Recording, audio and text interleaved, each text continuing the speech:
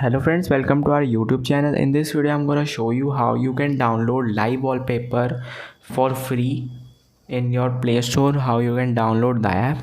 Before watching this video, if you have not subscribed to our YouTube channel, then subscribe to it and like our video. So let's start friends. First open Play Store and search 4D parallax wallpaper 3D HD 4K, and you have to first install this. And when you just install this, you can see there are lots of live wallpaper. Here you can see like this. When you just click on it, you can see an ad. You have to watch it first. And friends, you can see after watching the video, you can see it is written that set as wallpaper. You have to click on one time set as wallpaper, you can see. And when you just click on it, press back, you can see the wallpaper is selected.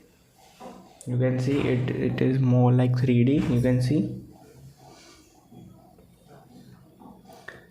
I hope you like this video. If you like this video, then subscribe to our YouTube channel for more helpful tips and tricks videos.